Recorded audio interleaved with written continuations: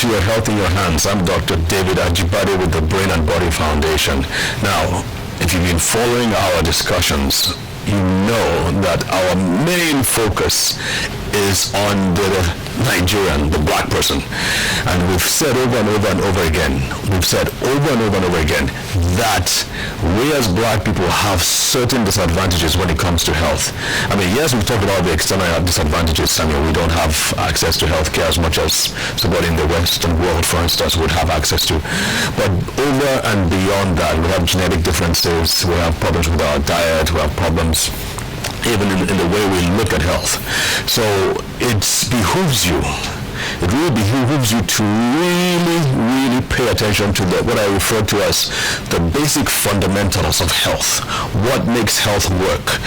What are you doing or what are you not doing on a day-to-day basis that is either taking you away from your health or taking you towards good health? So those are all very, very important. And if you notice, we've always tried to highlight these things. If you've missed any of our past presentations, please go to our website, brainandbodyfoundation.org. You may be able to see archives. You can also go to the NTA website as well. So try to catch up and stay with us. All right, today we are talking about inflammation. Now, remember last time we spoke about the immune system, and we said that the immune system is probably the most important system when it comes to health and longevity. And we talked about how the immune system helps to defend against viruses, bugs, bacteria, parasites, all these different things. But over and beyond that, your immune system is your surveillance system. It's what checks the cells, checks the tissues and the organs, making sure they're in good health. And if there's anything wrong, the immune system will be the first to detect it and send the messages and signals to the appropriate centers where they can fix it. If your immune system does not catch it in time, it can grow to become something sinister. For example, cancer. And as you know, we as black people have higher rates. We're more susceptible to things like prostate cancer, breast cancer, and the other kinds of cancers. We are also among the top in the world. Don't you love this? We are also among the top in the world when it comes to heart disease, strokes, and then now more and more these diseases of old age like dementia, brain degeneration, and all these other degenerative conditions, and we've pointed out a few reasons why that is so. Now, inflammation is so important and is connected to the immune system because it is the immune system that coordinates and instigates and controls inflammation. So what is inflammation? So inflammation is the body's response to insult or injury. That's the simplest term. It means that if there's a problem, if there's an insult such as an infection or an irritation or an allergy, the body would respond, usually starting with the immune system, by trying to address that problem. If there's an injury, and we're more familiar with the injury part of inflammation, for instance, you cut your toe, you cut your finger, the place swells up, it becomes painful, it becomes red. Those are the cardinal signs of inflammation. And then your body, your immune system, the blood vessels go there and they pour out a lot of chemicals and a lot of liquid to try and fix the problem. So you have a cut in the eye, you have the same thing, there's inflammation, the body tries to fix it. Again, inflammation is the body's response to insult or injury. And again, we are more used to shall we say, the louder aspects of inflammation. We see a lot of that in our foundation. We see kids who have, maybe they had birth asphyxia, or they had jaundice, a very severe form of jaundice, and the brain, or they had a stroke, as in the case of our kids with sickle cell disease. And of course, you see the pure evidence. Things are haywire. There's brain damage, maybe there's meningitis, you heard about meningitis, or you see, I'm switching now to other things like the eye problems, conjunctivitis, we call it Apollo in Nigeria, where the eye, there's red eye, that's a result of an infection or maybe even an allergy. Further down, you have neck pain. You see a person wearing a collar, and it's because of some kind of inflammation in the bones of the vertebra, the bones right back here. Or you have pains in your elbow. I play a lot of squash, so I sometimes have pains in my elbow, my wrist, sometimes pains in the knees. Again, those are all evidences of inflammation. Inflammation of the joints, inflammation of the eyes, inflammation of the brain. Again, those are the more obvious forms of inflammation. And we have a pill for those things. But there's another form of inflammation which I would say is more sinister.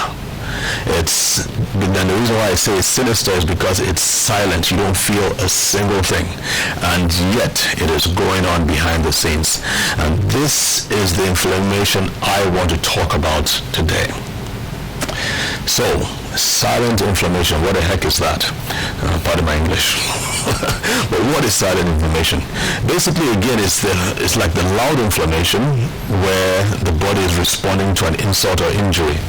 But this is, in this case, it's happening system-wide, all over the body. For instance, in the blood vessels.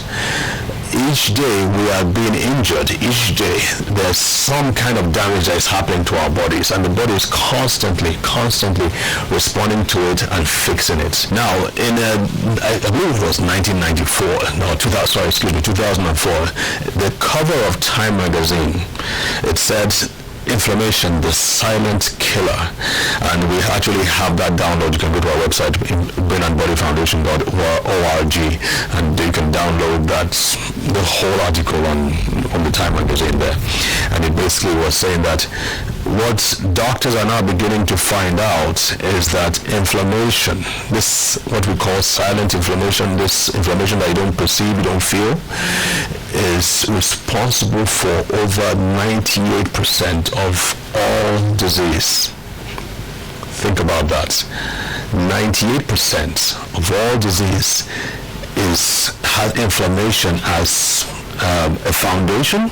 So think about that. You have heart disease, you have strokes, the two top killers in the world, plus cancer. Inflammation starts it off. You think about all the autoimmune diseases. You think about the kidney diseases. You think about diabetes. You think about, have I mentioned strokes? You think about these infections. You see that underlying all these different things, you have what is known as silent inflammation that you can't perceive. So I like to call inflammation among what I call the commanding heights of health. And the immune system is one of them. Inflammation is one of them. I've talked about free radical damage in the past. But the commanding heights, the things that act as the basis, the fundamentals, what's determining whether you're going to be healthy or not for the long term. Inflammation is one of them. So in this episode, this next two segments, we're going to really be looking at inflammation and how it applies in sickness and in health, but more importantly, how you can keep your inflammation numbers on a low level. And I'll talk to you about that very soon, so stay tuned.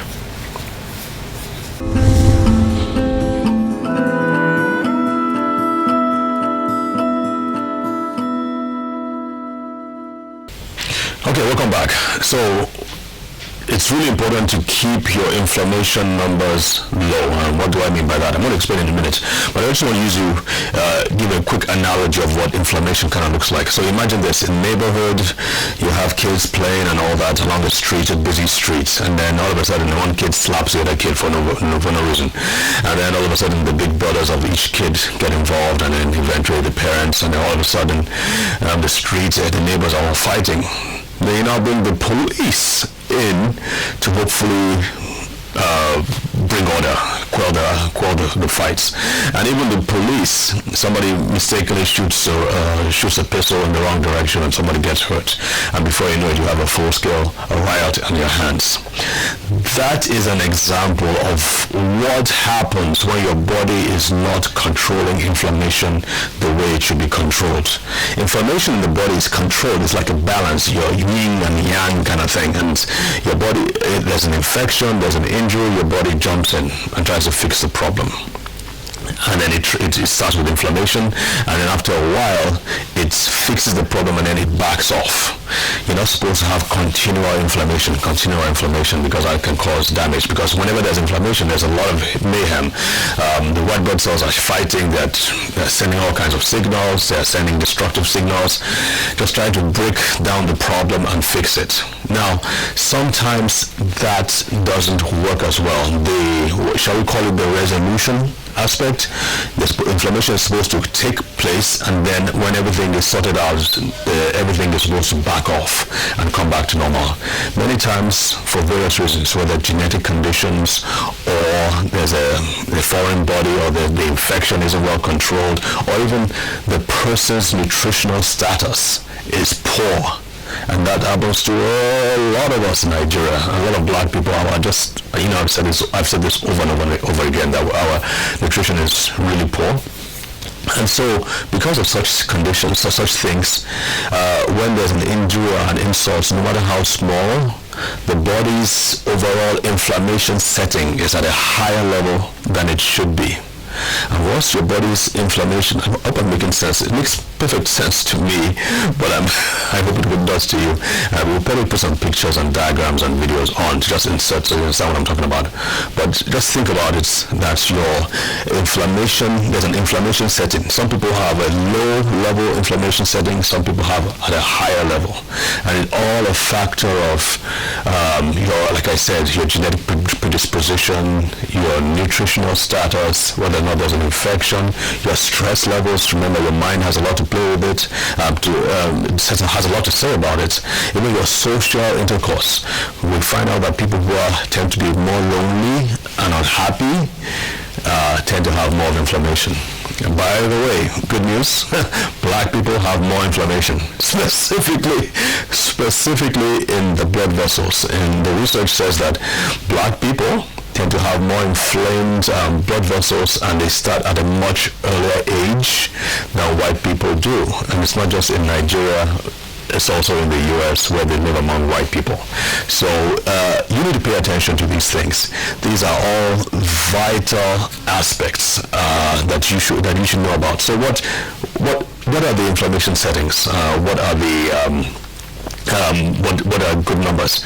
One, you can't just test inflammation like that in any lab. Usually when they test for things like heart disease, they look at things like your cholesterol levels, your blood sugar levels, your blood pressure, and they don't really look at inflammation. Now, in this Time Magazine article that you're going to go hopefully download from our site, remember it's brainandbodyfoundation.org, in this Time Magazine article you're going to see that they found out that it's really not just about having high cholesterol levels. As a matter of fact, 50%, that's 50% of those who had heart attacks had normal cholesterol levels.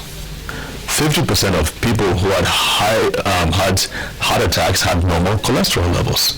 So it's not just about having high cholesterol. And I'm not trying to debunk, or I'm not trying to criticize whatever is going on, but you have to realize that there are other factors at play here that may not be obvious even to your physician.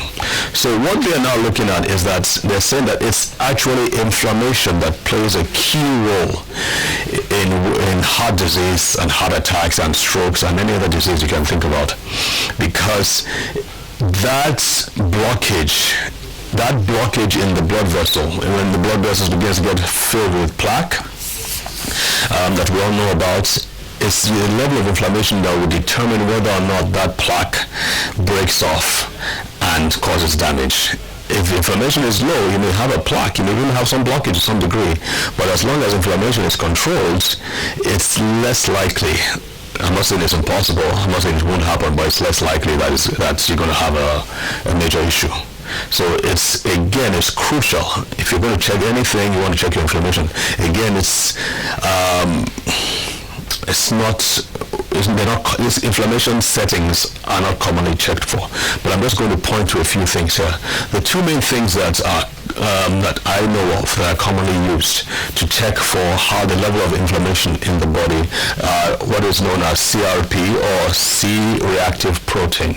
Again, that's probably not commonly checked in Nigeria. Now, some have criticized this test of C-reactive protein and says that, well, it's not as accurate. So they want to say, AAEPA ratio is a better test. And what does AAEPA ratio stand for? Arachidonic acid and a special kind of omega-3 fatty acid called epiosantalic acid. The name evades me. But anyway, check for this ratio online and you'll see it. A mentor of mine, Dr. Barry Sears, actually explained this to me, and he really, and this is certainly a much more accurate way to test for inflammation settings than this is. But anyway, you can the numbers will tell the person, or tell the physician, how likely he is to be inflamed. Again, it's a setting. Now, we can't obviously do that. Can't test for these things. So it's now a factor in my next segment is going to be about what you are doing on a day-to-day basis that affects, that will, basically, I want to say this, it's what you do that will tell us how inflamed your body is. So we shall join you shortly. Don't go away.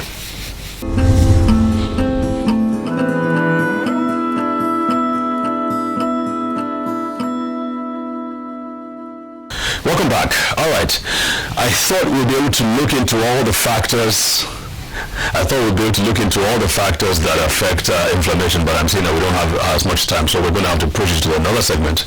However, let's just do a quick summary of the things that affect inflammation. Remember, our point is this: you want to ensure that your inflammation numbers are low. We can't test them. So it's going to be based on what you do or what you don't do. And I can tell you right off the bat, some of them are pretty obvious to you, right? I mean, if you're, let me give you an example. If you're eating fried foods all the time, well, fried foods can be damaging to your body. Fried foods make you more inflamed. If you're not getting enough sleep, that's an obvious thing. So I like to compartmentalize and categorize all these things so it makes it easier for you to remember them. And remember, when we were talking about the immune system, we talked about the laws of life. So we're going to, probably the next episode, so don't run away. You got to stay with us as we take this journey through health. We're going to take each law and apply it to inflammation. Isn't that cool? We're going to take each law and going to apply it to inflammation. But at this point now, I just want to say, okay, just touch on a few things. So we talked about sleep. We talked about food. We're going to go into some more.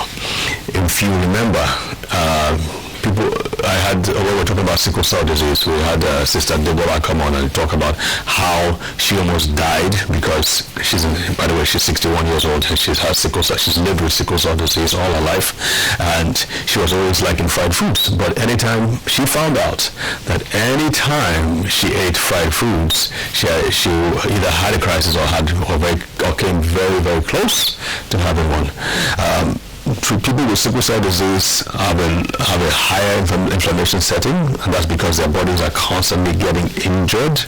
Remember what we said, inflammation is a condition in the body when the body is responding or reacting to insults or injury. And in sickle cell disease, they are constantly getting injured or getting insults because of the blood vessels, the blood cells, the shapes of the blood cells, which is, remember, it's sickle-shaped cells. That's why it's called sickle cell disease. They're constantly being damaged. There are lots of chemicals that are being released in the bodies and in the blood vessels of these people with sickle cell disease. So in general, if you have a person with a chronic disease, you can be sure that their inflammation settings are going to be higher than those who don't have a chronic disease. So that's an obvious thing here. Diabetes is another example. True, people with diabetes again have higher levels of inflammation. As a matter of fact, the statistics say that a person with diabetes has 4 times the risk of developing Alzheimer's disease. That's old. It's like a dementia, an old person's disease. People who have diabetes have a higher risk of cancer. They have a higher risk of strokes. They have a higher risk of heart disease. Again, because their inflammation settings are higher than those who don't have these conditions. So you're beginning to see, I hope, how inflammation plays, it's like an undergirding factor in many of the diseases. So again, if you're able to control or minimize inflammation, and what you do, what you say, what you think, where you work, how you work, who you interact with, and the quality of those interactions all play a role in how high your inflammation settings are. So I know I've kind of confused you a little bit. I'm going to say, don't go away. Stay tuned for our next episode where we'll try and put all this together. Thank you again for joining us. I'm Dr. David Ajibade with the Brain and Body Foundation. And till we meet again, God bless.